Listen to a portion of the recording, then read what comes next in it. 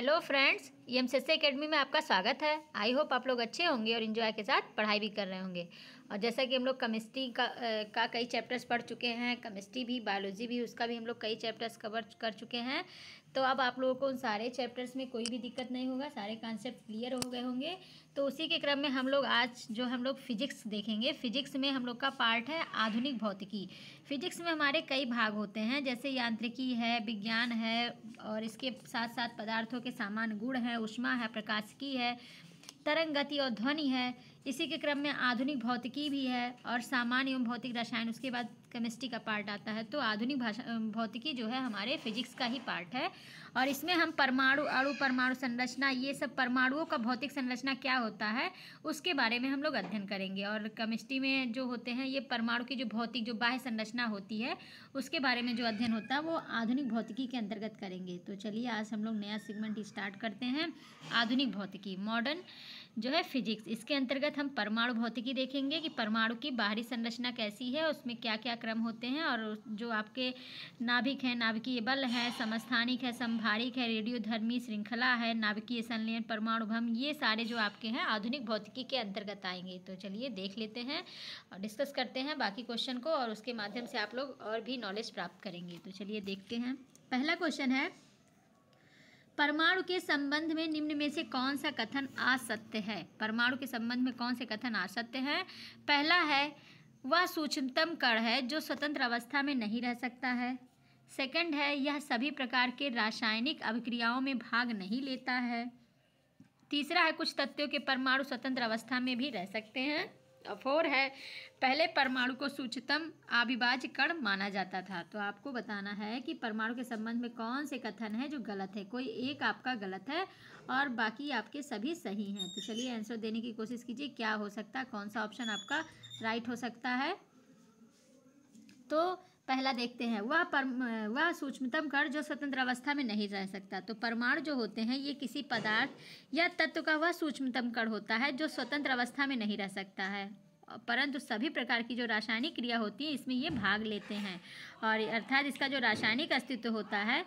और पहले जो परमाणु को सूक्ष्मतम अविभाज्य कण माना जाता था, लेकिन जो आधुनिक वैज्ञानिक हुए, आधुनिक प्रयोगों के अनुसार उन्होंने बताया कि जो परमाणु हैं उनके अंदर सारे सूक्ष्म कण पाए जाते हैं, जिसमें इलेक्ट्रॉन, प्रोटॉन, न्यूट्रॉन, पॉजिट्रॉन ये सारे विद्यमान होते हैं। और इसी वजह से परमाणु को विभाज्य भी कहा जा सकता है, परमाणु विभाज्य भी होता है। तो आपका पहला जो है राइट हो गया। सूक्ष्मतम कण है जो स्वतंत्र अवस्था में नहीं रह सकता, परमाणु जो है स्वतंत्र अवस्था में नहीं रह सकता है, ये आपका राइट है। और यह सभी रासायनिक अपक्रियाओं में भाग नहीं लेता है, ये भी आपका राइट है। ये सभी प्रकार के रासायनिक अपक्रिया में भाग नहीं लेता है, और इसका जो रासायनिक अस्तित्व भी होता है। और पहले इस जो है फिर तीसरा है, कुछ तत्वों को परमाणु स्वतंत्र अवस्था में भी रह सकते हैं, ये भी आपका राइट है।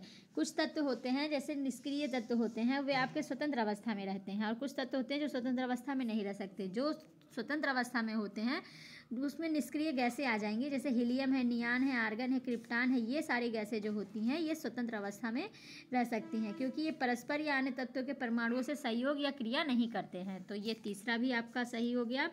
चौथा है, पहले परमाणु को सूक्ष्मतम अविभाज्य कण माना जाता था। तो अभी मैंने बताया कि पहले परमाणु को सूक्ष्मतम अविभाज्य कण माना जाता था, कि मतलब वह छोटा सा छोटा कण जो विभाजित नहीं हो सकता वो परमाणु सूक्ष्मतम में आ जाएगा। तो आपका इसमें जो है ये आपका ये भी राइट हो गया, आपका ये भी राइट है।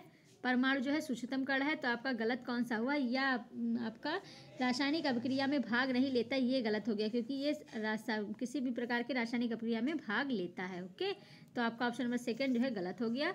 नेक्स्ट क्वेश्चन देखते हैं, अणु के संबंध में निम्न में से कौन सा कथन सत्य है? आपको बताना अणु के संबंध में इनमें से कौन से कथन सही हैं। यह स्वतंत्र अवस्था में रह सकता है, यह रासायनिक अभिक्रिया में भाग नहीं ले सकता, एक व दो दोनों, ना तो एक ना तो दो। तो चलिए बता दीजिए अणु के बारे में कौन से इसमें स्वतंत्र हैं। तो अणु क्या होते हैं, इसका इंग्लिश होता है मॉलिक्यूल। अणु जो होते हैं किसी पदार्थ का वह सूक्ष्मतम कण होता है जो स्वतंत्र अवस्था में रह सकता है, परंतु रासायनिक अपक्रिया में भाग नहीं लेता है। परमाणु जो है ये स्वतंत्र अवस्था में नहीं रह सकता, लेकिन सभी रासायनिक अपक्रिया में भाग लेता है। और आपका अणु जो होता है ये स्वतंत्र अवस्था में रह सकता है, लेकिन किसी भी रासायनिक अपक्रिया में भाग नहीं ले सकता है।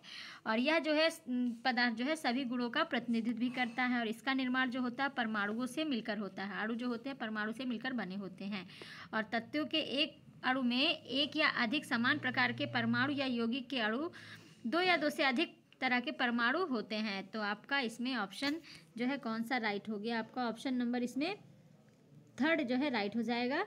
दोनों आपका कथन सत्य है। ओके, ये स्वतंत्र अवस्था में रह सकते हैं और आपका यह रासायनिक अपक्रिया में भाग नहीं लेते हैं। तो आपका इसमें दोनों से राइट हो गया, पहला और दूसरा दोनों। ओके, चलिए नेक्स्ट क्वेश्चन।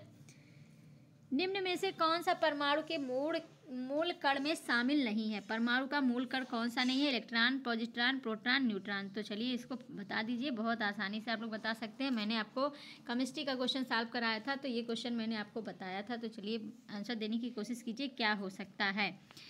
तो आपका परमाणु का मूल कण नहीं है, तो आपको पता है कि परमाणु का जो मूल कण होता है उसमें आपके 3 होते हैं, इलेक्ट्रॉन, प्रोटॉन और न्यूट्रॉन होते हैं।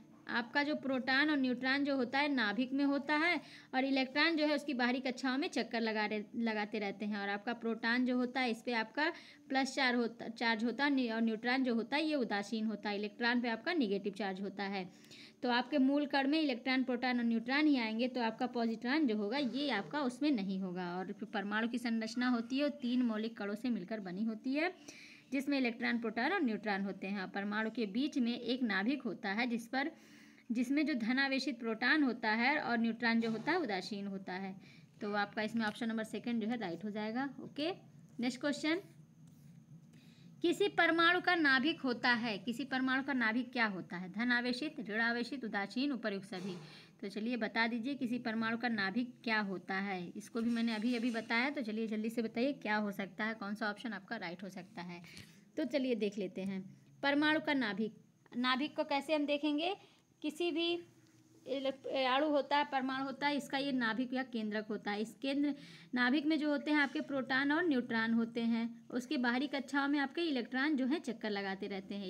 इलेक्ट्रॉन पे ऋण आवेश होता है, प्रोटॉन पे आपका प्लस आवेश होता है, और आपका न्यूट्रॉन उदासीन होता है। लेकिन जब केंद्र में या नाभिक में आपका प्लस आवेश हो गया और न्यूट्रॉन पे कोई आवेश नहीं है, तो ये नाभिक भी आपका पॉजिटिव हो जाएगा, धनात्मक हो जाएगा, क्योंकि इसमें केवल एक ही चार्ज है, प्लस है, तो नाभिक भी तो पॉजिटिव हुआ। तो आपका जो होता है ये धनावेशित होता है। परमाणु का जो नाभिक होता है वो धनावेशित होता है। तो आपका ऑप्शन नंबर फर्स्ट जो है राइट हो गया।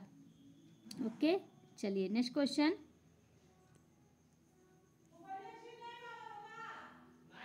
इलेक्ट्रॉन की खोज किसने किया था? आपको बताना है इलेक्ट्रॉन की खोज किसने किया। J Thomson, Chadwick, Goldstein, Rutherford. तो चलिए इसको भी बता दीजिए आप, कौन सा ऑप्शन आपका राइट हो सकता है।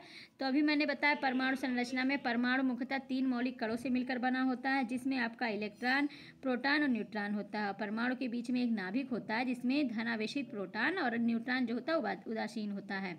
और नाभिक के बाहर जो इलेक्ट्रॉन होते हैं उस पर ऋण आवेश होते हैं, जो नाभिक के चारों ओर विभिन्न कक्षों में चक्कर लगाते रहते हैं। और इलेक्ट्रॉन और प्रोटॉनों की संख्या जो है बराबर होती है, जिस पर विपरीत प्रकृति का जो है परंतु समान मात्रा में आवेश पाए जाते हैं। और संपूर्ण परमाणु विद्युत उदासीन होते हैं। और उक्त तीनों के अलावा जो है बहुत से मौलिक कणों की भी खोज हुई है, और आगे चलकर इसकी खोज अभी तक भी जारी है। और इलेक्ट्रॉन जो होता है, इलेक्ट्रॉन परमाणु मूल कणों में सर्वप्रथम इलेक्ट्रॉन की खोज जो है सन 1897 ईस्वी में जे थॉमसन ने किया था। और नाभिक के बाहर नाभिक की परिक्रमा करने वाले इन कणों को ही हम इलेक्ट्रॉन कहते हैं। और इलेक्ट्रॉन पे जो आवेश होता है वो 1.6 × 10⁻⁻19 कूलाम होता है। और इलेक्ट्रॉन का जो द्रव्यमान होता है वो 9.1 × 10⁻31 किलोग्राम होता है। तो आपका जो इलेक्ट्रॉन की खोज है वो 1897 ईस्वी में किया था। और इसका ट्रिक था ईटा पर नाचे। ठीक है, इलेक्ट्रॉन की खोज थॉमसन, प्रोटॉन की खोज रदरफोर्ड, और आपका न्यूट्रॉन की खोज चैडविक। ओके, चलिए तो आपका इलेक्ट्रॉन की खोज जो है जे थॉमसन ने किया था। आपका ऑप्शन नंबर फर्स्ट जो है राइट हो गया। नेक्स्ट क्वेश्चन है, इलेक्ट्रॉन का द्रव्यमान होता है 9.1 × 10⁻31 kg, 2.8 × 10⁻34 kg, 9.1 × 10⁻31 kg, 3.5 into 10⁻20 kg। तो अभी मैंने आपको बताया कि इलेक्ट्रॉन पर कितना आवेश होता है, कितना द्रव्यमान होता है। तो चलिए बता दीजिए कौन सा ऑप्शन आपका होगा। तो इलेक्ट्रॉन की जो खोज है वो आपके सन 1897 ईस्वी में जे थॉमसन ने किया था।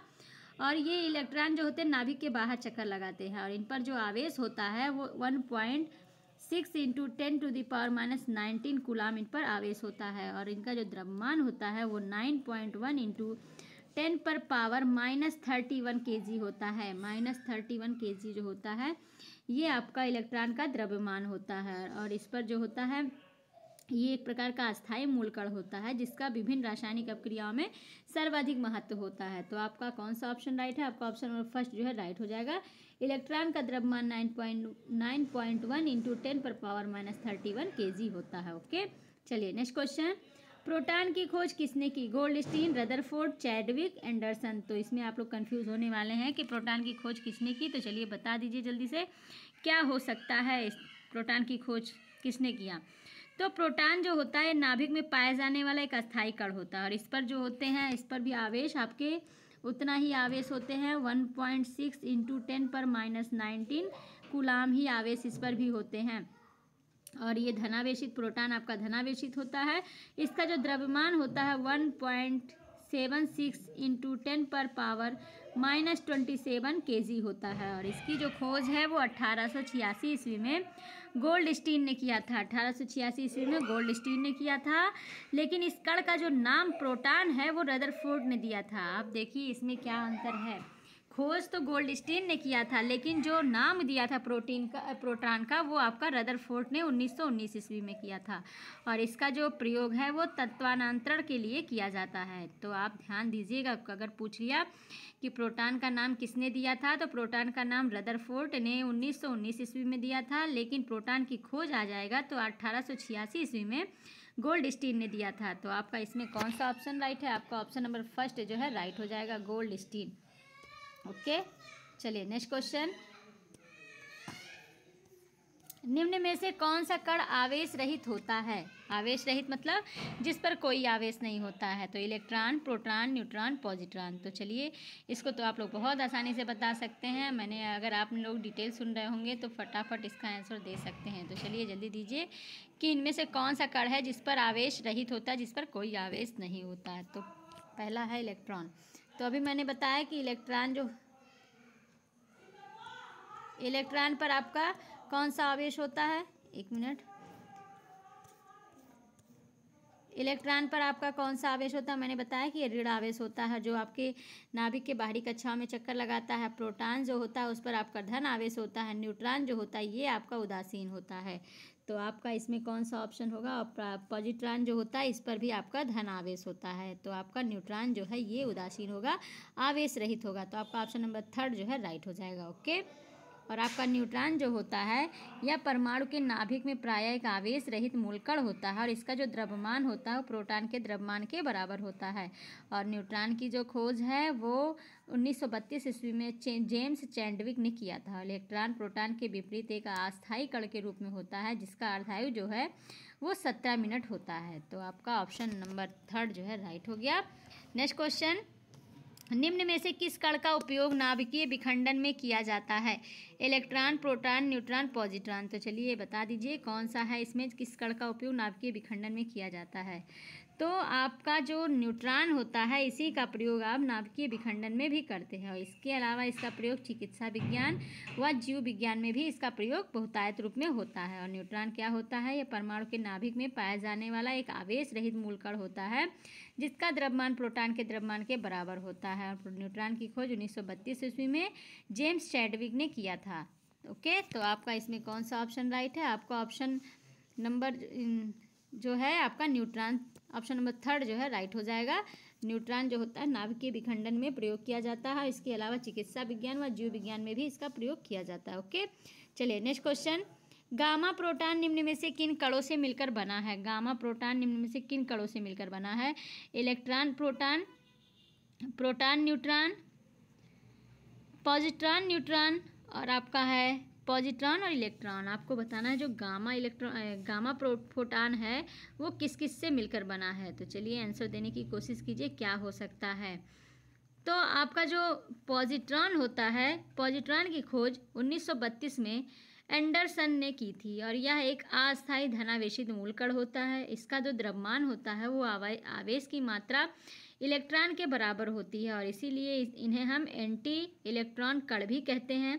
इसका जो चक्रण होता है वो इलेक्ट्रॉन के विपरीत होता है, मतलब इलेक्ट्रॉन पे यदि धन आवेश है तो दूसरे पे ऋण आवेश होगा, यदि इस पे ऋण आवेश है तो उस पर धन आवेश होगा। तो इसका जो चक्रण होता है वो इलेक्ट्रॉन के विपरीत होता है और एक पॉजिट्रॉन और एक इलेक्ट्रॉन मिलकर 2 गामा फोटॉन का निर्माण करते हैं। तो एक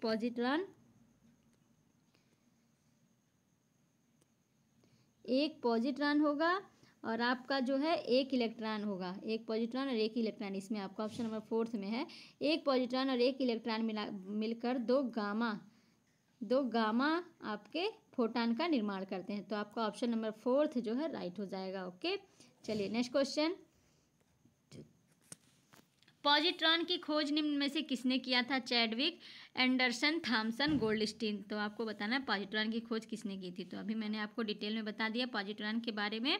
तो चलिए आप लोग फटाफट आंसर दीजिए क्या हो सकता है। तो पॉजिट्रॉन की जो खोज है वो 1932 ईस्वी में एंडरसन ने दिया था और यह एक अस्थायी धनावेशित मूलकण होता है। इसका द्रव्यमान व आवेश जो होते हैं वो इलेक्ट्रॉन के बराबर होते हैं, मतलब जितना इलेक्ट्रॉन का आवेश होता है, इलेक्ट्रॉन का जो द्रव्यमान होता है उतना ही द्रव्यमान आपके पॉजिट्रॉन का भी होता है। इलेक्ट्रॉन का जो द्रव्यमान होता है वो 9.1 इंटू 10⁻31 kg होता है, तो आपका पॉजिट्रॉन का भी उतना ही होता है, 9.1 इंटू 10⁻31 kg। ये आपका पॉजिट्रॉन का भी उसका द्रव्यमान होता है और आपका आवेश भी उतना ही होता है, 1.6 इंटू 10⁻⁻19 कूलाम होता है। तो आपका पॉजिट्रॉन की जो खोज है वो एंडरसन ने 1932 ईस्वी में किया था। तो आपका ऑप्शन नंबर 2 जो है राइट हो जाएगा, ऑप्शन नंबर 2 जो है राइट हो जाएगा, एंडरसन। ओके, चलिए नेक्स्ट क्वेश्चन।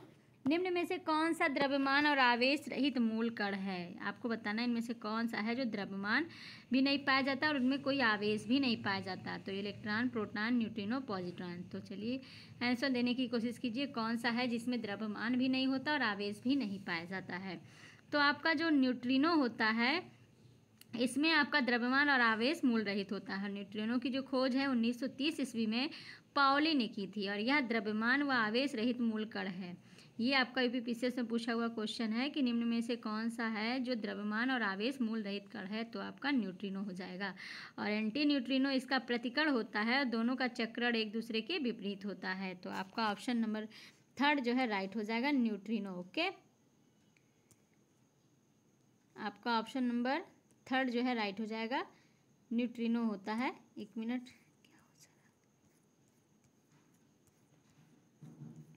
हाँ इसका जो है आपका option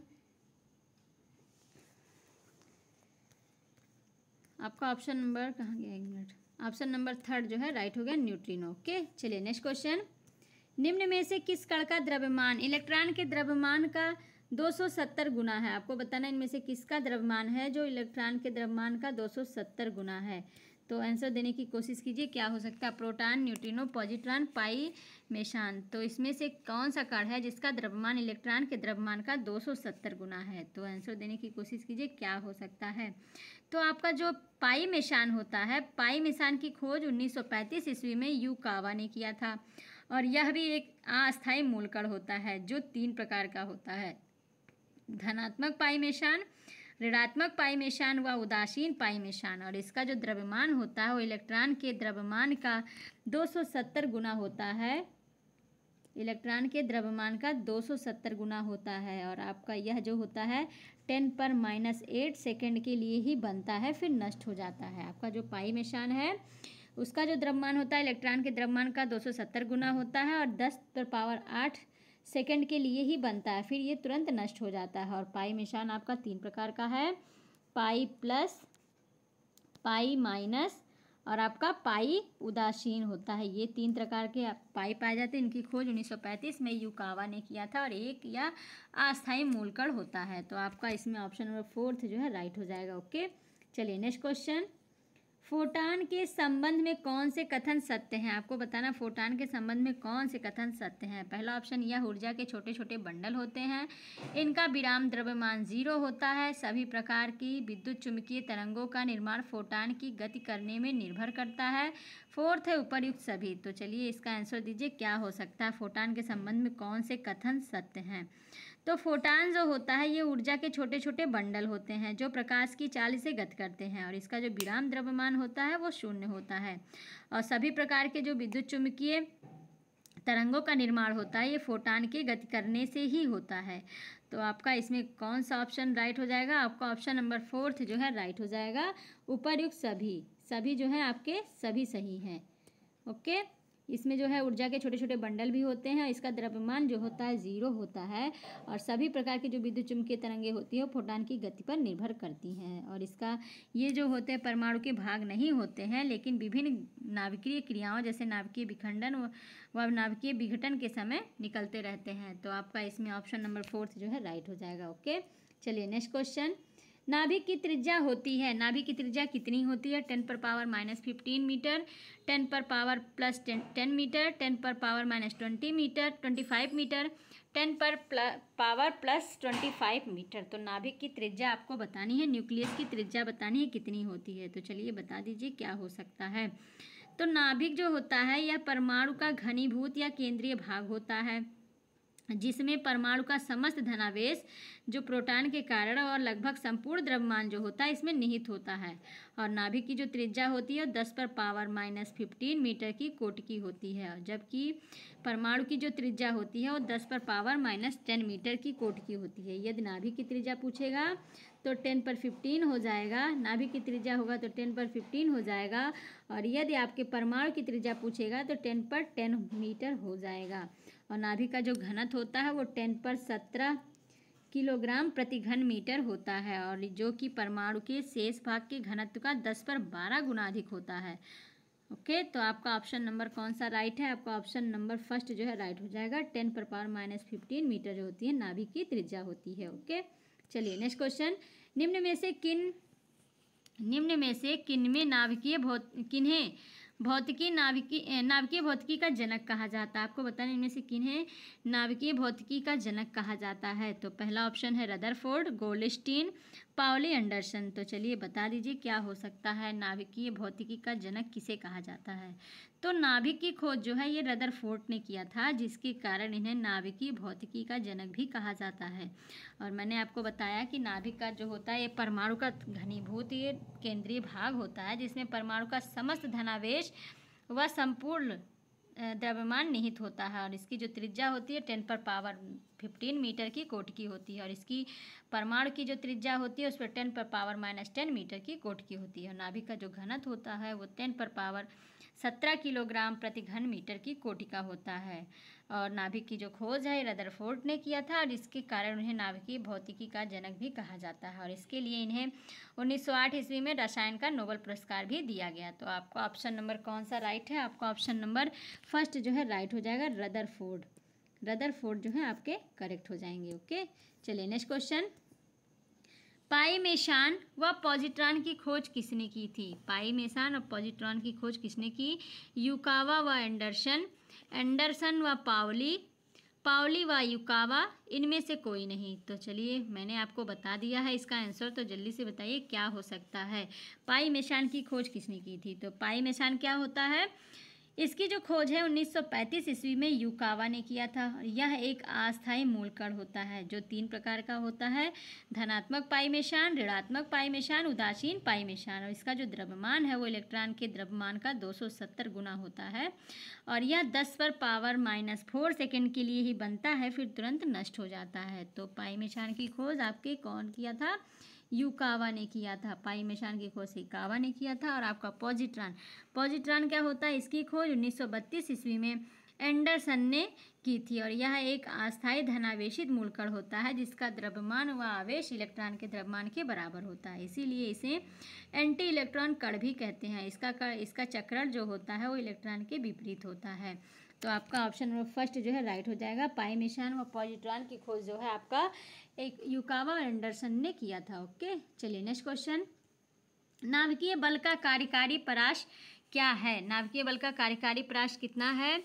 5 Fermi, 4 Fermi, 3 Fermi, 7 Fermi. तो चलिए बता दीजिए नाभिकीय बल का कार्यकारी परास को रेंज भी कहते हैं, कितना है? तो चलिए आंसर देने की कोशिश कीजिए, क्या हो सकता है?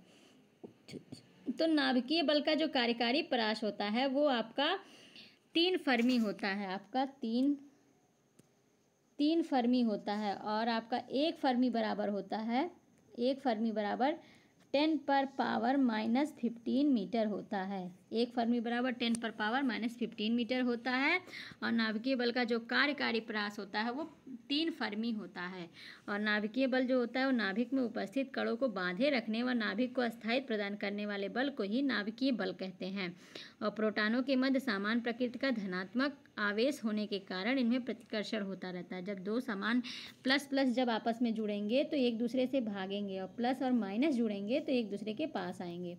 तो ये समान जो गुण वाले होते हैं वो हमेशा एक दूसरे को प्रतिकर्षित या तो एक दूसरे को अलग करते हैं, और जो विपरीत गुण वाले होते हैं वो एक दूसरे को आकर्षित करते हैं। तो आपका इसमें जो होता है, जो प्रोटॉनों के मध्य समान प्रकृति का धनात्मक आवेश होने के कारण जो होता है इसमें प्रतिकर्षण बल कार्य करता है। फिर भी जो सभी प्रोटॉन नाभिक के दृढ़तापूर्वक जुड़े रहते हैं, क्योंकि नाभिक के मूल कणों को बांधे रखने के लिए प्रयुक्त जो नाभिकीय बल होता है उसका जो मान होता है वो प्रोटॉन के मध्य कार्यकारी प्रतिकर्षण बल से बहुत अधिक होता है। और नाभिक बल केवल अत्यल्प दूरी जिसे 3 फर्मी मीटर में ही प्रभावी हो सकता है। और इसकी उत्पत्ति जो होती है पाई मेशानों के विनिमय से होती है।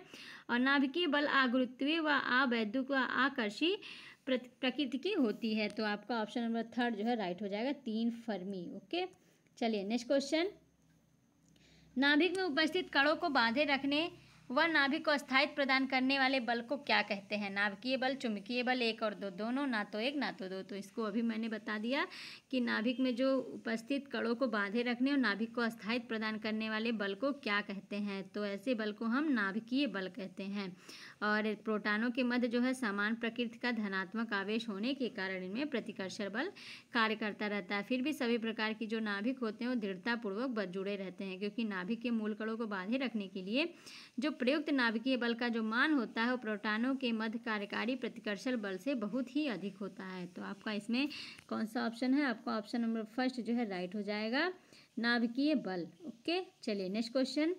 किसी नाभिक का अस्थायित्व नाभिक में उपस्थित किस कण के अनुपात पर निर्भर करता है? प्रोटॉन और इलेक्ट्रॉन, न्यूट्रॉन और प्रोटॉन, पॉजिट्रॉन और न्यूट्रिनो, इनमें से कोई नहीं। तो चलिए बता दीजिए किसी नाभिक का जो अस्थायित्व है वो नाभिक में उपस्थित किस कण का अनुपात पर निर्भर करता है? तो आपका जो नाभिक का अस्थायित्व होता है वो किसी नाभिक का अस्थायित्व नाभिक में उपस्थित न्यूट्रॉन व प्रोटॉन के अनुपात पर निर्भर करता है। और जिन परमाणुओं के नाभिक में न्यूट्रॉन और प्रोटॉनों की संख्या अर्थात 1:1 होते हैं वे सर्वाधिक अस्थायी होते हैं। तो आप लोग ध्यान से सुनिएगा इसको, जिसमें आपका इलेक्ट्रॉन और प्रोटॉन और न्यूट्रॉनों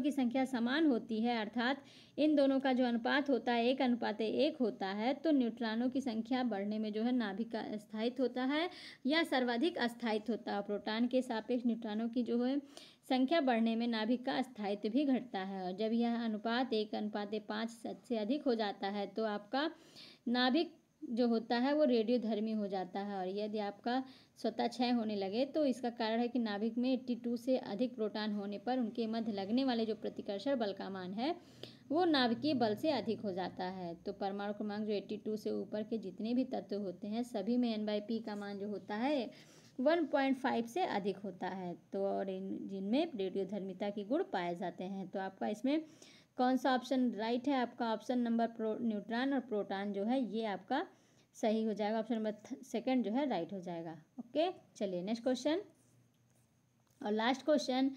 निम्न में से किस अनुपात पर नाभिक रेडियोधर्मी हो जाता है? 1.5 से अधिक, 1.5 से कम, 2.5 से कम, 2.5 से अधिक। तो अभी मैंने इसको बता दिया कि नाभिक का जो अस्थायित्व होता है वो क्या होता है, कितना होता है। तो चलिए इसका आंसर दीजिए क्या हो सकता है। तो किसी नाभिक का अस्थायित्व नाभिक में उपस्थित प्रोटॉन और न्यूट्रॉन और प्रोटॉनों के अनुपात पर निर्भर करता है। जिस परमाणु के नाभिक में न्यूट्रॉन और प्रोटॉन संख्या समान अर्थात 1:1 के अनुपात में होते हैं वो सर्वाधिक अस्थायी होते हैं। और प्रोटॉन के सापेक्ष न्यूट्रॉनों की संख्या बढ़ने से नाभिक का स्थायित्व जो है घटता जाता है। जब यह अनुपात 1.5 से अधिक हो जाता है तो नाभिक जो है रेडियोधर्मी हो जाती है और उसका स्वतः ही क्षय होने लगता है। कारण यह है कि नाभिक में 82 से अधिक प्रोटॉन होने पर उनके मध्य लगने वाला जो प्रतिकर्षण बल का मान होता है वो नाभिकीय बल से अधिक हो जाता है और परमाणु क्रमांक 82 के ऊपर के जितने भी तत्व होते हैं सभी में N/P का मान 1.5 से अधिक हो जाता है, जिसके परिणाम स्वरूप या फलता उसमें रेडियोधर्मिता का गुण आ जाता है। तो आपका इसमें कौन सा ऑप्शन राइट है? आपका ऑप्शन नंबर फर्स्ट जो है राइट हो जाएगा, 1.5 से अधिक। ओके, तो इस प्रकार फ्रेंड आपको आज का सेशन अच्छा लगा होगा और आप लोग को ये मॉडर्न फिजिक्स पढ़ के भी इंटरेस्टिंग लगा होगा और आप लोग क्वेश्चन को सॉल्व भी किए होंगे। तो आप लोग वीडियो को ध्यान से देखा करें, रिवीजन बार बार किया करें। तो आज के लिए बस इतना ही, अब मिलते हैं नेक्स्ट वीडियो में। तब तक के लिए thank you so much all friends.